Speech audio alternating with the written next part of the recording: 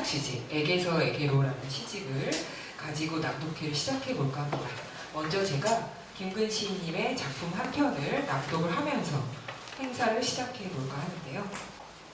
84페이지에 천사는 어떻게? 라는 시를 낭독을 하도록 하겠습니다. 천사는 어떻게? 천사는 어떻게 우는가? 살았는지 죽었는지 우리가 쏟아진 얼굴을 미처 쓸어담지 못하고 쪼물만 거리고 있을 때 금간 담벼락에나 우리의 심장이 숨이 수숨이 헐떡만 되는 개의 혓바닥에서처럼 토해져 나올 때 뜨거워도 마지막 표정은 기억나지 않고 아직 다 쏟아지지 않은 얼굴 간신히 손으로 가린 채 죽었는지 살았는지 천사는 천천사는 어떻게 우는가 어떻게 살아나나.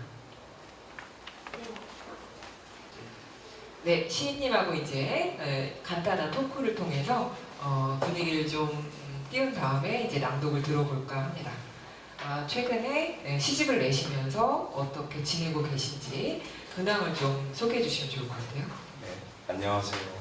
지난 학기 제가 좀 바빴는데 지난 학기 뒤늦게 박사학위 논문을 쓰느라고 굉장히 바빴고 작년에 또 특별히 그 시각작가들하고 전시회를 열었어요. 그래서 그거 하느라고 바빴고 지난 학기 좀 바빴는데 시집도 내고 박사학위 논문 쓰고 하느라고 너무 몰아쳐가지고 지금은 이제 거의 약간 그러기 상태 그렇게 지내는 중입니다. 주로 바빴다는 걸로 그 다음에 다시 나갔습니다. 정리를 해보자면 박사학위를 네. 받으셨네요. 네. 네, 박수를 쳐드려야 되지 않을까요? 그 와중에도 굉장히 소중한 시집을 내셨는데 이 시집이 나오기까지 어떤 일들이 있었을까요? 그전 시집에 비해서 얼마 만에 나왔다든지 아니면 이것을 꾸리면서 어떤 생각들이 있었는지 좀 소개해 주시면 좋을 것 같아요. 일단 제가 그 세 번째 시집을 그 2014년에 냈어요. 근데 2014년 여름에 나왔는데 아시다시피 그때 세월호 참사가 있어가지고 그리고 이제 그해 연초에 저희 어머니가 돌아가셔가지고 이제 개인적 애도가 안 끝났는데 갑자기 이 사회적 애도가 닥쳐가지고 사회적으로 애도할 일이 닥쳐가지고 그 애도가 좀 압도한 측면이 있어서 좀 많이 헤맸죠. 바로 시를 시작을 못했어요. 그러니까 우리가 시집 한 권을 내면 그 세계와 이별하는 순간들이 있고 다시 시작을 해야 되잖아요. 근데 바로 시작을 못하고 좀 많이 헤매는 시기가 있었고요. 그래서 세월호 시도 쓰고 하다가 이게 방향이 좀 안 잡혔는데 어느 날 갑자기 이제 어머니의 죽음이 저한테 인식되기 시작해서 그때 이제 어머니의 어떤 애도로부터 시작됐는데 뭔가 시가 알 수 없는 데로 막 가더라고요. 그래서 그런 일들이 있었고 그러면서 아주 과격한 리듬들이 막 발생하고 그런 일들이 좀 있었는데 이제 그만해야겠다 그런 생각이 들었어요. 그러니까 이 시집에 보시면 꽃꿈이라든가 빈제빛 이런 시들은 너무 이제 그 리듬이 극단적으로 가다 보니까 음성적 이미지만 남게 되는 거예요.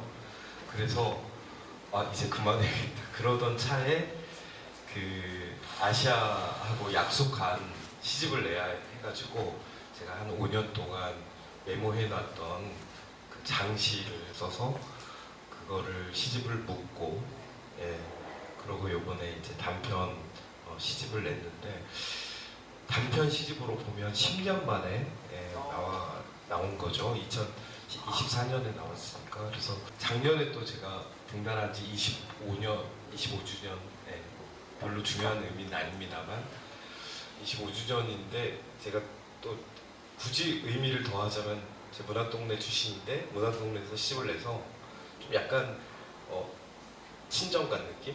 예, 뭐 이런 느낌이었던 것 같아요.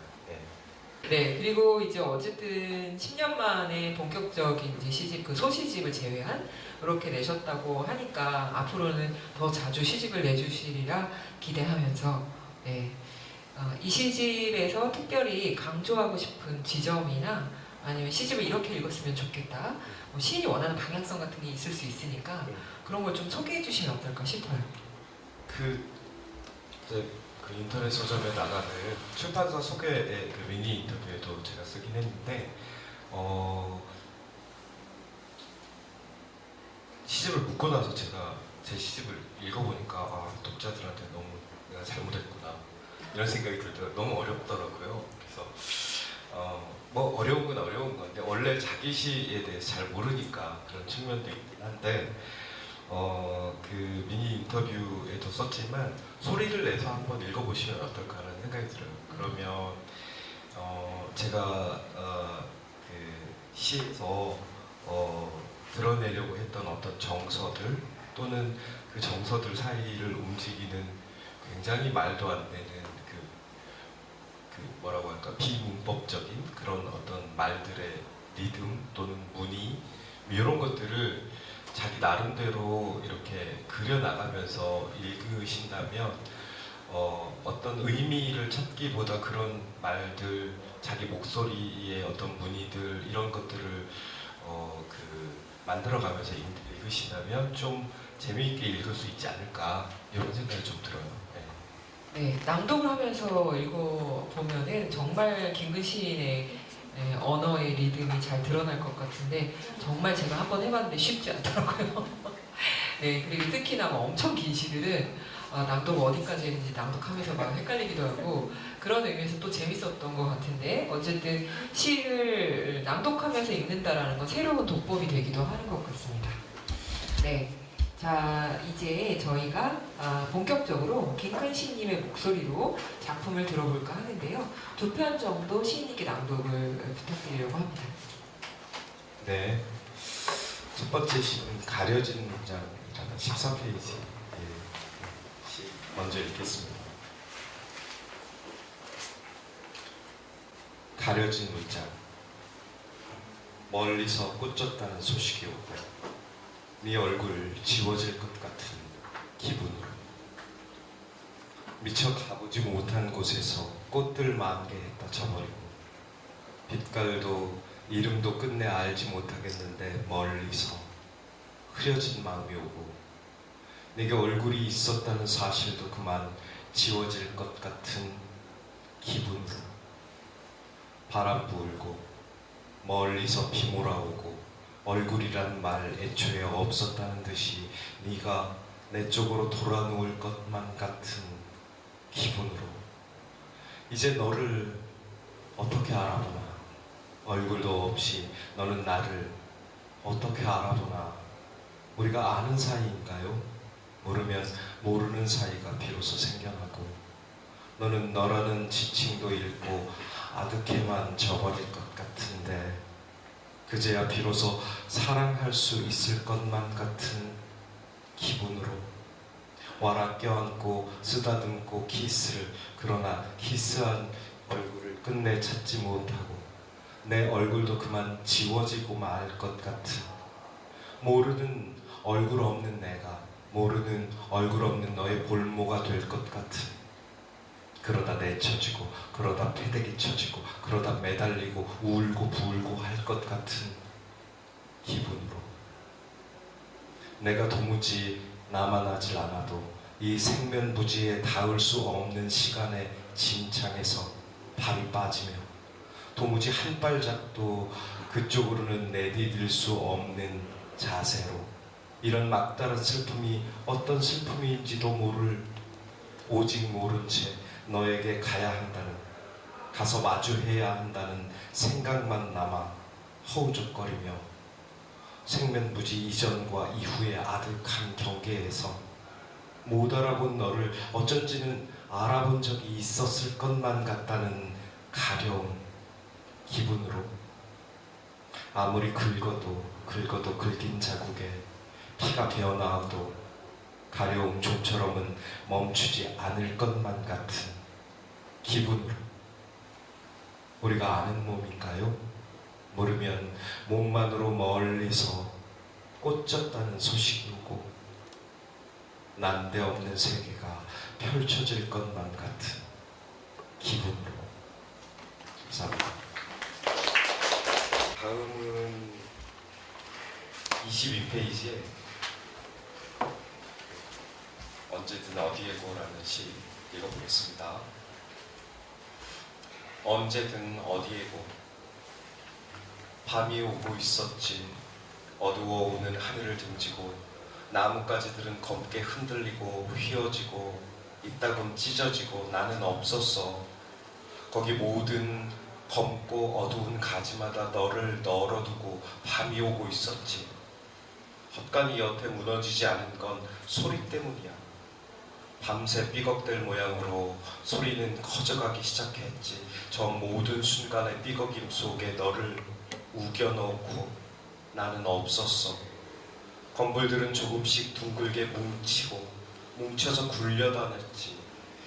그것들은 황량한 벌판을 만들고 먼지를 일으키고 누런 먼지바람 속에 너를 세워두었지만 너는 보였다 안 보였다 하고 질퍽거리는 채로 굳어버린 마른 길에도 나는 없었어.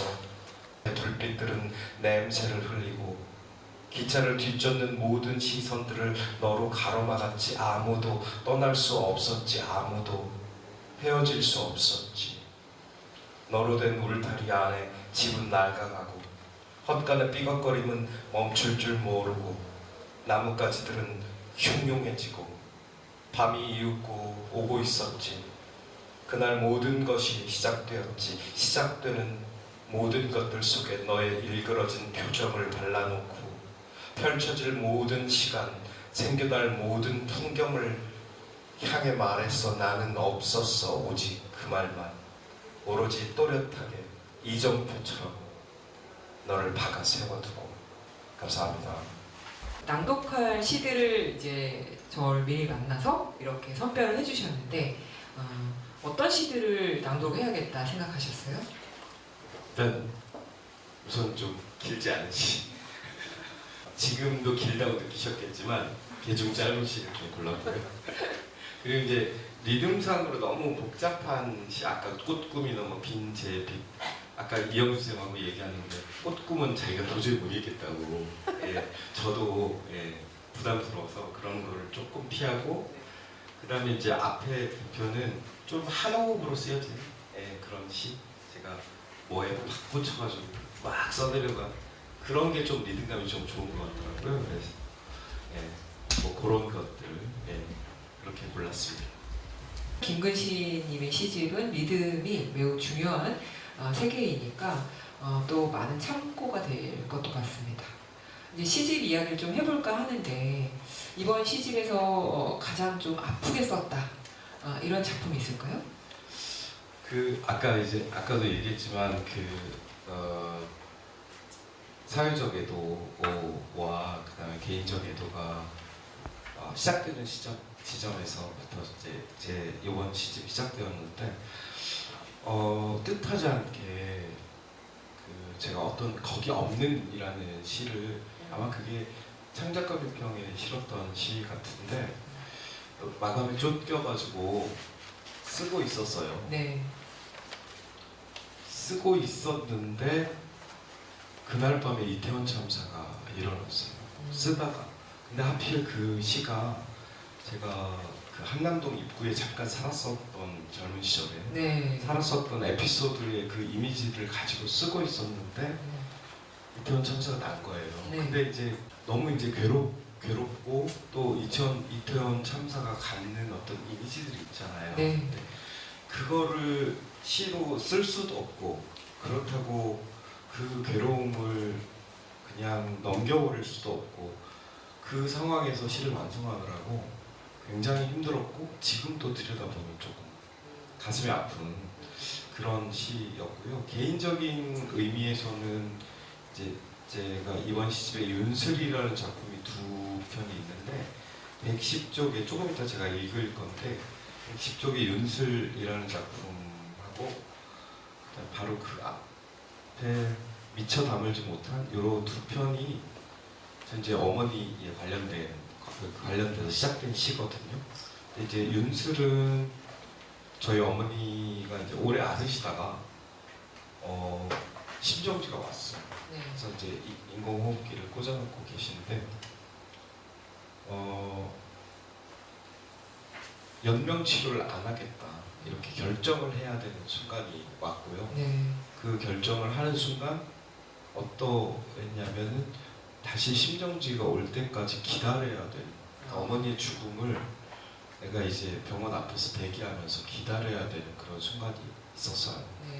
그래서 그때의 기억들 물론 뭐 저는 시적 어떤 경험적 얘기라고 하는 게 시로 들어가면 다 가상이 되고 하지만 시를 시작할 때 어떤 그 계기가 네. 그 시를 볼 때마다 이제 남아 있는 거고 어쨌든 뭐 그런 것들 미처 담을지 못하는 같은 경우는 더더욱 약간 그런데 어머니가 이제 돌아가시고 사진 한 장이 사진첩에 우연히 발견이 됐어요. 네. 어머니가 그 들에서 이렇게 어두워가는 어떤 저녁 들판에서 일을 하다가 갑자기 찍힌 사진이었어요. 네. 근데 그걸 보고 계속 그 뭔가를 떠올리면서 쓰려고 했던 것 같아요. 네. 근데 꼭 어머니에 관한 시는 아니라고 저는 생각합니다. 결과적으로는. 네. 그렇지만 계기가 그래서 좀 마음이 아프죠. 네. 어떤 시들은 시인의 어떤 직접적 경험을 통해서 발생을 하기도 하지만 쓰이는 순간 좀 다른 지평으로 가기도 하잖아요. 그래서 김근 시인의 작품들은 특히나 그런 경향이 많을 것 같아요. 그래서 제가 이제 시집을 읽어보면서 꼼꼼하게 해설까지 봤는데 해설도 쉽지 않은 내용들로 가득 차 있거든요. 네, 그래서 이 조강석 평론가님의 해설에서 보면 정동적 공간 이런 용어를 사용하고 있습니다. 사실 우리가 한때 그 인문학에서 정동이 뭐냐 도대체 이렇게 막 엄청 화두가 됐던 시대가 있었죠. 그래서 사실 그때 당시 정동에 대한 탐구가 굉장히 많았던 걸로 저는 기억을 하는데 이 김근 시인의 시집을 정동적 공간이라는 의미를 설명을 하고 그래서 목소리의 출현이다 이렇게 이야기를 하셨더라고요. 그래서 시인님이 바라는 목소리의 세계 이런 것들을 이제 시인님이 직접 소개해 주시면 좋을 것 같아요. 근데 사실 그 뭔가 그 이영주 선생님이나 아니면 이제 조광석 평론가의 해설이 읽으면서 내 시가 지금 진짜 그랬단 말이냐 이런 생각이 드는데 사실 시를 쓸 때는 제 시가 어떻게 쓰여지는지 그런 어떤 메커니즘을 정확하게 알 수는 없을 것 같고 그거를 설명하기도 상당히 어려운 것 같아요. 저만 그런지는 모르겠는데 그래서 항상 저는 사후적으로 그러니까 시가 다 쓰여지고 어쨌든 제가 최초의 독자가 될 거니까 사후적으로 이제 그것을 파악하게 되는 것뿐이라는 생각이 들고 예전에 그 모리스 블랑쇼가 그런 얘기 했더라고요. 저자는 늘 작품으로부터 쫓겨난다. 그런 느낌으로 프랑스 놈들 참 멋있게 말합니다. 그러니까 정동도 프랑스 영어죠. 네. 근데 이제 어쨌든 저는 조광석 평론가 해설이 참 마음에 들더라고요. 안 그래도 제가 정동에 좀 관심이 있었고 정동을 공부하고 있었던 순간이어서 정동적 공간으로 구성이 정말 그런 것 같아요. 너무 이제 약간 저한테는 조광석의 해설이 설득력이 있었던 것 같아요. 사실 정동적 공간은 그 뭔가 명확한 그 형상이나 이미지가 잡히는 공간은 아니고 계속 이행만 되는 공간이거든요. 근데 제 시를 보면 여기도 그런 얘기를 썼더라고요. 어떤 강렬도가 연쇄적으로 이행하는 공간이다.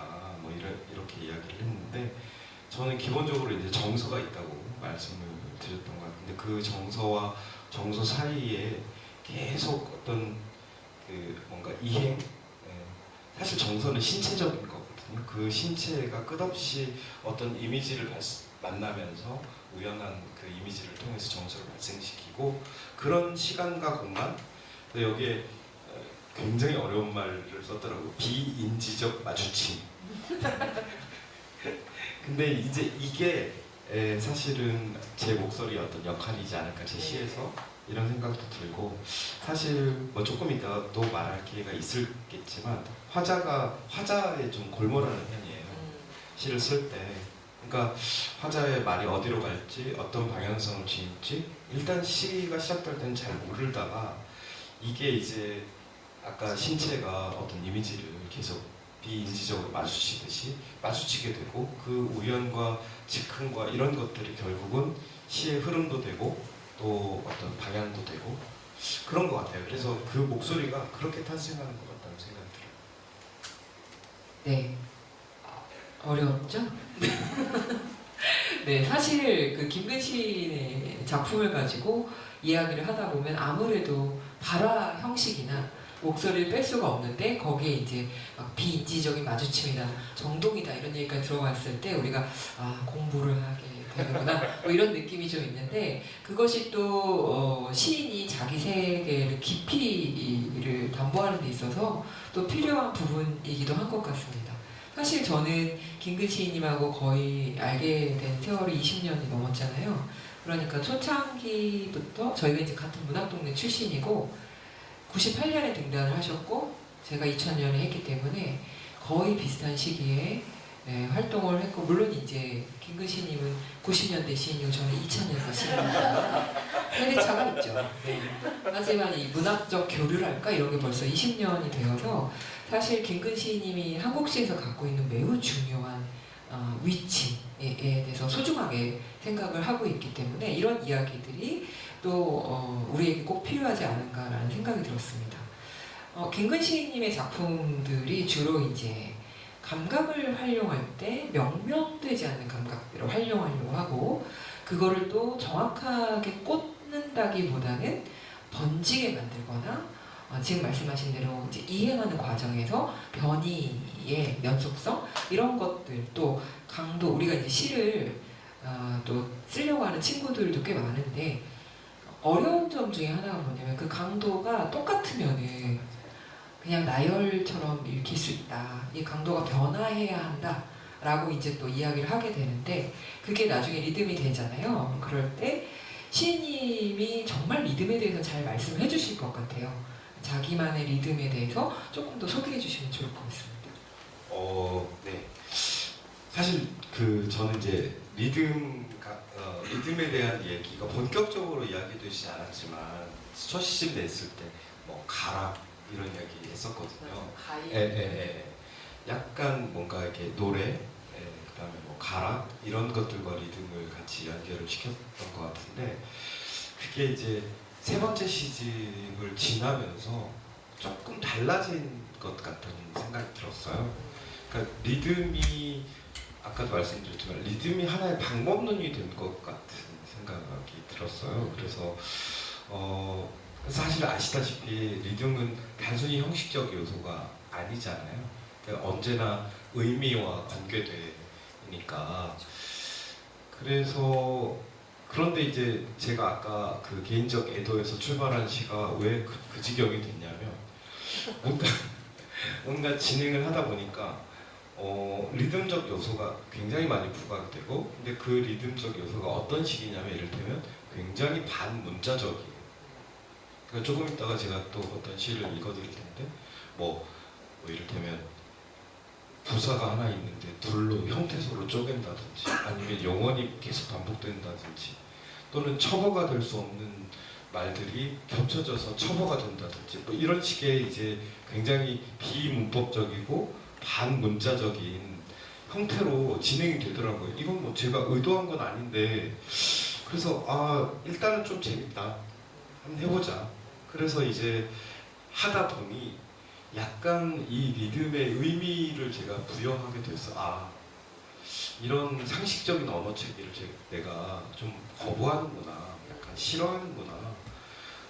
그래서 아까 제가 말씀드렸던 꽃꿈이나 빈제빛 같은 경우는 결국은 음성적 이미지만 남게 되는 결과를, 물론 그것이 의미가 없다 이렇게 이야기할 수는 없지만, 그래서 그런 방식으로 좀 나아가고 있는데, 그런 어떤 불협화가 사실 독자들한테는 되게 괴로울 것 같아요. 되게 불편하고.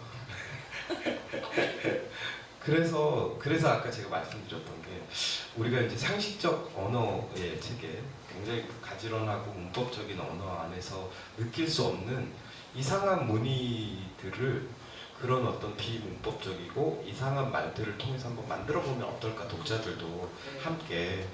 그래서 그게 이번 시집의 리듬인 것 같고요. 예, 그 모양으로 써서 죄송합니다. 근데 한국어가 가지고 있는 활용도를 최대치로 넓히고 계시는 또 작업을 하고 계신 것 같기도 합니다. 그리고 우리가 시에서의 의미화라는 게 시적 의미화이기 때문에 일상어에서 쓰는 의미의 지평을 넓히는 방식이 아니고 새로운 종류의 의미화를 시도하는 방식이니까 그런 것에서는 정말 중요한 작업을 하고 계신다라고 여겨지는데, 그런 의미에서 김근 시인님이 준비하신 시 낭독을 들어보도록 할 텐데요. 36페이지에 의자는 의자가 없지만 먼저 읽겠습니다. 소개해 주세요. 네, 의자가 없지만 막이 오르면 조명이 꺼진다. 어둠뿐인 무대 위에 의자 하나가 놓여있다. 의자를 모른다. 웅크린 듯 놓여있는 의자 옆에는 의자 하나가 쓰러져 있다. 쓰러져 있는 의자는 쓰러짐을 모른다. 의자는 피부가 없지만, 의자는 기억이 없지만, 쓰러진 의자는 의자가 아닐지도 모른다고 생각한다. 의자는 머리가 없지만, 의자는 의자가 아니라는 사실에 휩싸인다. 의자는 망각이 없지만, 의자는 이 순간이 계속 시작되고 있는 것만 같다. 어둠뿐인 무대. 의자에게 아무 일도 일어나지 않지만, 의자는 의자에 싹이 나서 의자 같은 노래가 읊조려진다. 의자는 성대가 없지만, 의자는 목소리가 없지만, 의자는 싹이 삐쭉 고개를 내밀 것도 같다. 의자는 몸이 있지만, 의자는 다리가 있지만, 의자는 다리가 간질거린다. 의자는 뿌리가 없지만, 의자는 가슴이 없지만, 가슴에 구멍이 뚫린 것처럼 바람이 의자는 울음이 없지만, 의자는 의자가 없지만, 무대가 없지만, 관객은 말하지 않는다. 관객은 말하지 않는다. 말은 말이 없지만, 관객이, 어둠은 어둠이 없지만. 네. 76페이지에 어슴프레라는 작품 읽겠습니다. 어슴프레로 어슴프레이기만 어슴프레. 다시 잠이 깨어 어슴프레. 잠 깨이면 어슴프레로만 잠인지 아닌지 생시인지 아닌지 어슴프레. 어슴은 떼어내고 프레일 것만 같이 해가 뜨는지 해가 지는지 잠 깨어보면 프레가 떨어진 어슴인 것만처럼 여자 돌아오고 어슴 프레. 어디서 물소리 아득하고 날 흐려지고 까무룩하고 다시 잠들고 까무룩히 잠 깊어지고 까무룩 여자 떠나가고 까마귀 때 하늘 가득 날아나는데 날 어두워지고 휘적휘적 치마 퍼드덕이며 날듯이만 가는데 여자 가서 아주 안 돌아올 것처럼 돌아보지는 전혀 않고 뒷모습으로만 어슴프레 해만 지고 붙들려 손이 붙들려 따라 나서지는 아주 못하고 까무룩 잠만 들고 잠귀신 마냥 까무르륵 잠만 깨면 어슴프레 눈곱 말라붙어 눈 안 떠지고 여자 돌아오는데 영영인지 아닌지 어디서 빨래 소리 흰 빨래 검어지지 않고 검은 빨래 희어지지는 끝끝내 않고 찰박찰박 빨래 소리 여자 돌아보는데 찰박찰박 빛도 없이 찰박찰박 물소리 빨래 소리 까무룩 깎까무룩 아무리 몸을 뒤집어도 어슴프레만일 뿐 여자 돌아보는데 무서운데 앞모습으로만 어슴프레 깨지나 말것 깨지나 깨지지나 어슴푸레로 말걸 잠인지 생시인지 깨도 잠속이고 아슴 뒷모습인지 앞모습인지 무서운데 어슴푸레 자도 생시라 어슴푸레로 나만 다시 할 일 없이 잠에 들고 잠 깊어 어슴푸레 잠 깊으면 여기인지 거기인지 까무르륵 여기가 거기인지 그때가 지금인지 어슴푸레 풀에 일러나. 네, 43페이지에 정류장입니다.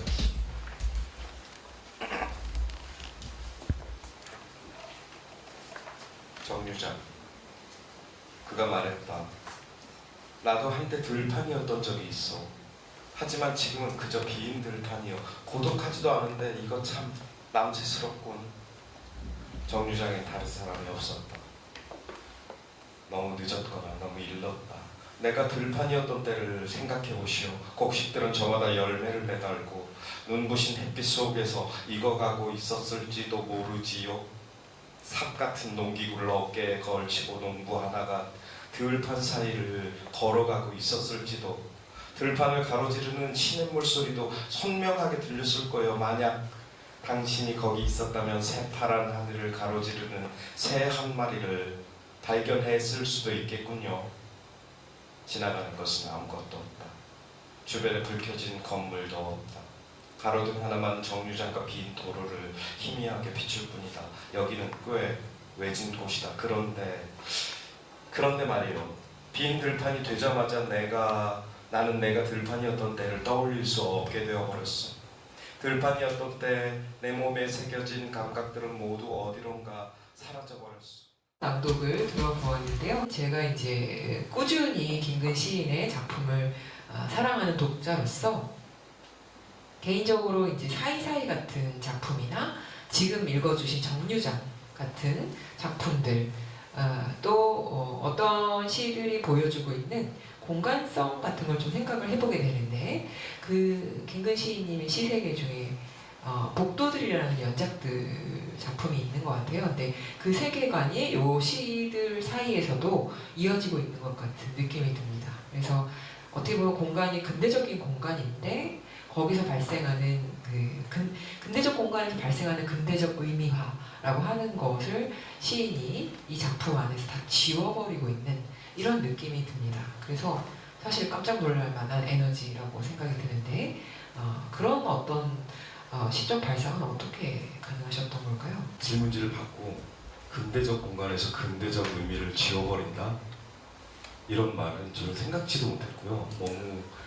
너무 제 시에 어떤 붙여지는 상처 같아서. 근데 이제 에피소드 하나 얘기하면 사실 제가 그 첫 시집 쓸 때 우리 같이 동의를 해서 거의 매주는 아니고 2주에 한 번씩 시합평을 했어요.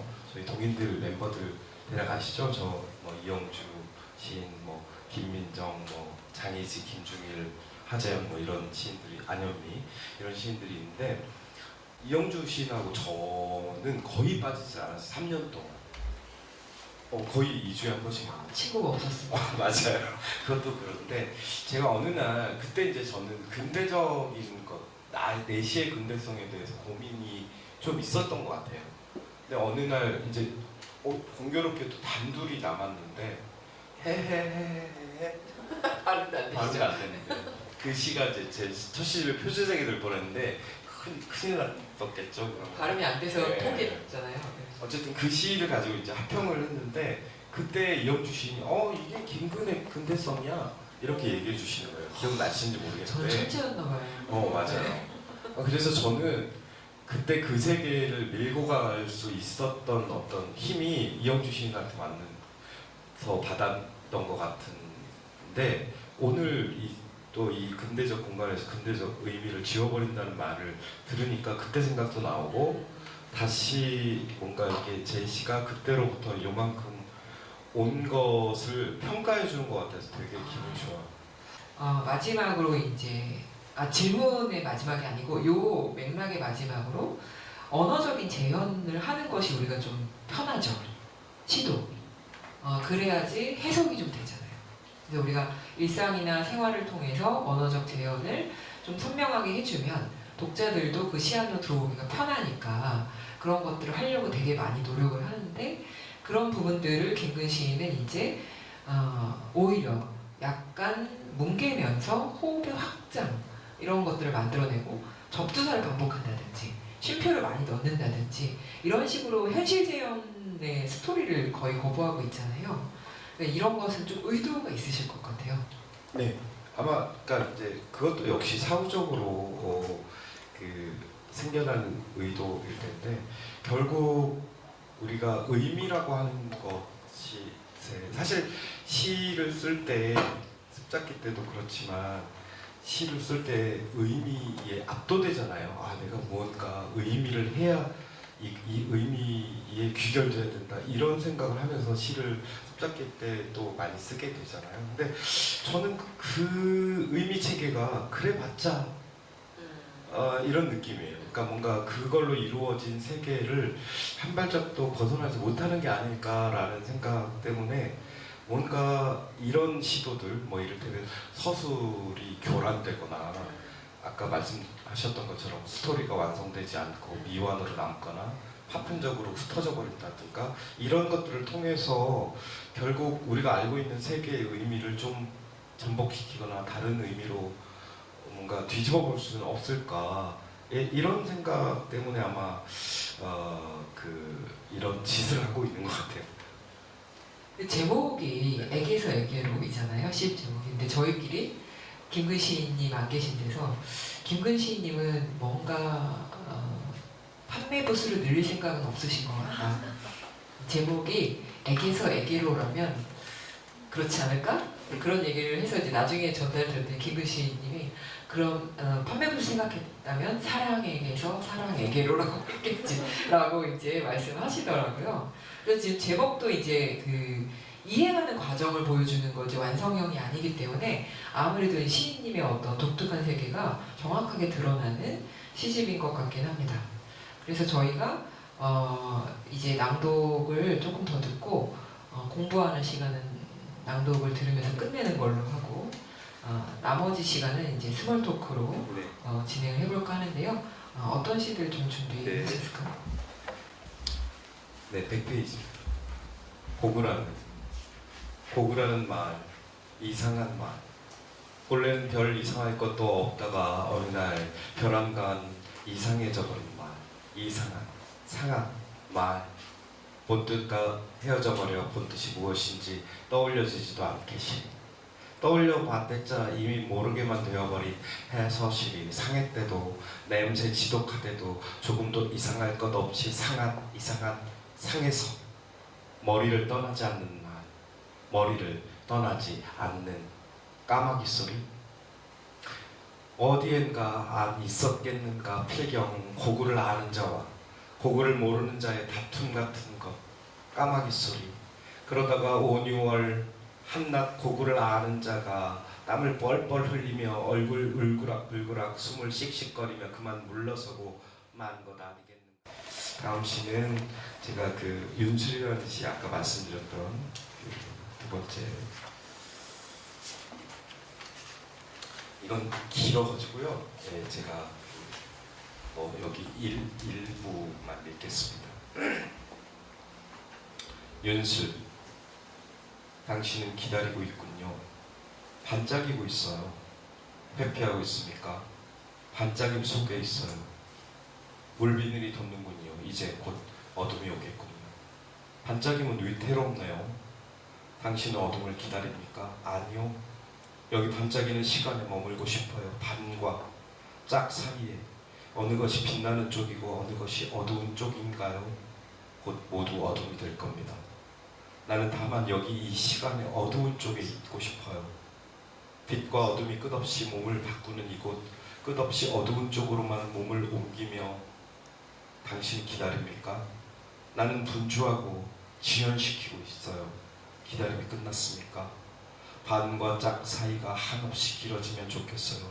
어두운 쪽으로 몸을 옮겨 다니기엔 사이가 너무 짧아요. 초조하군요.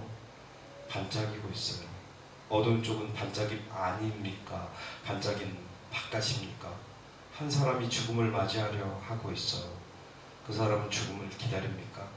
그 사람은 아무것도 기다리지 않아요. 확신합니까? 그 사람이 그렇게 말했어요. 기다림은 언제나 아무것도 기다립니다. 이 물가를 떠나고 싶지 않아요. 왜 당신입니까? 의사가 말했어요. 곧 죽음이 찾아올 것입니다. 대기하세요. 왜 기다립니까? 내겐 선택권이 없어요.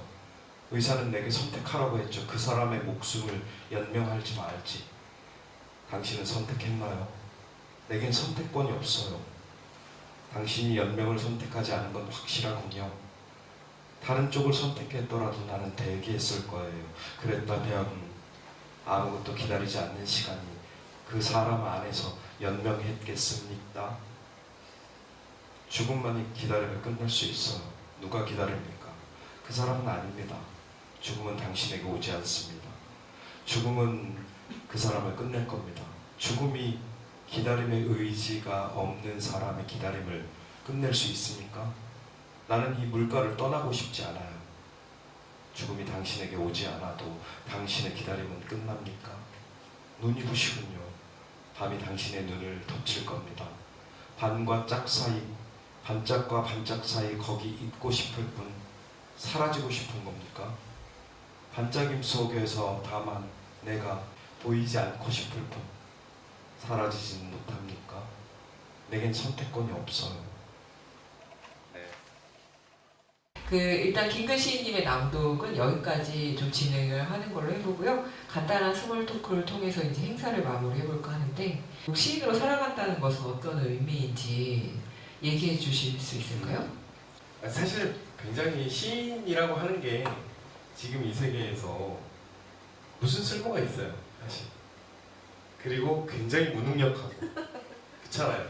무슨 경제적 능력이 있습니까? 근데 사실 그것 때문에 있는 거거든요. 그렇게 쓸모없고 능력이 없는 것 때문에 시인이 있는 거예요. 왜냐하면 이 쓸모로 가득한 세상과 능력으로 가득한 세상을 반대하기 위해서 있는 거거든요. 다시 보게 하기 위해서. 그래서 어쩌면 시인으로 살아간다고 하는 것은 끝없이 이 세계에 어떤 불가능성을 보태는 일이 아닐까라는 생각도 들고, 그런 믿음, 그러니까 그러면서 내 언어가 세계를 조금씩 변화시키고 있어 라고 하는 자법이 없으면 어떻게 살겠어요? 네, 근데 저는 그게 자뻑이기도 하지만 실은 시인의 존재론을 얘기할 때 꼭 해야 되는 말인 것 같기도 하다는 생각이 들고 시인으로 사는 건 그런 것 같습니다.